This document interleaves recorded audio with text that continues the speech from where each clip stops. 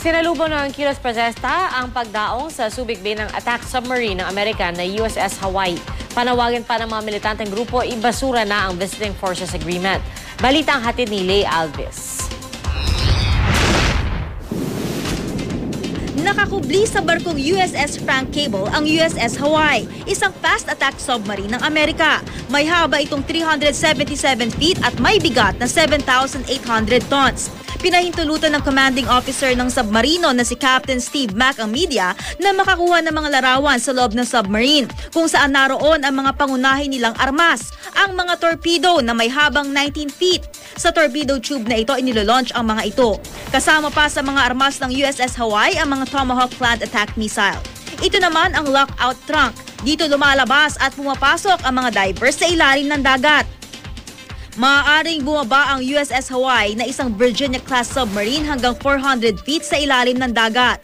Dahil walang bintanang submarine, gumagamit sila ng periscope para masurvey ang kapaligiran. Para itong camera na maaaring mag-zoom sa malalayong distansya. Matatagpuan ito sa control room kung saan naroon din ang mga sonar equipment. Dito minamaneho ang submarine na maaari rin daw mag-automatic drive. Submarines have a wide variety of missions. The Hawaii we have out for us, for example, right now, can do anti-submarine, anti-surface. It can do special forces insertion. And while we don't discuss the specifics of any operation, you can imagine the capabilities that brings to the U.S. government to monitor events or deal with any conflict that might arise. Maaari raw magtagal ng 40 hanggat 75 araw ang submarine sa ilalim ng dagat. Huwag lang silang maubusan ng pagkain. Ang USS Frank Cable, isang submarine tender ship ang nagdadala ng mga supplies sa mga submarine. Mapapagkain, medical supplies, spare parts o armas. Sila rin ang kumukumpuni sa mga submarine. Katunayan, tumutulong sila ngayon sa pagkukumpuni sa BRP Gregorio del Pilar ng ating Navy.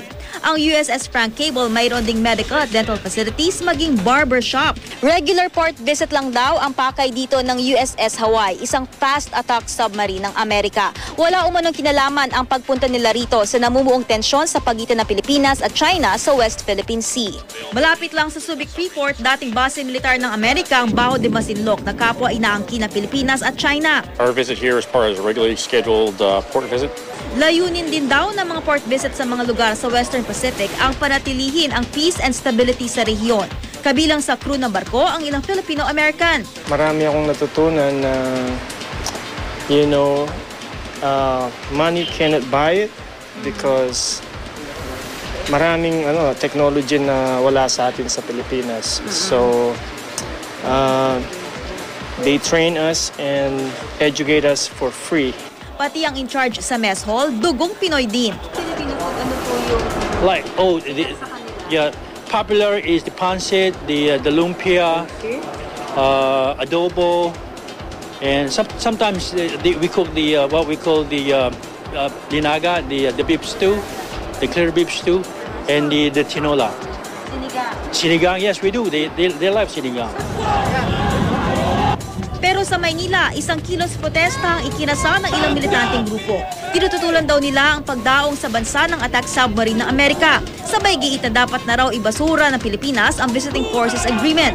Target nilang makarating sa US Embassy pero agad silang naharang ng mga pulis. Hindi po talaga ito makakatulong sa sinasabing diplomatiko at mapayapang pagre-resolba ng ganitong mga dispute sa ating mga karagatan. Leigh Alves, GMA News.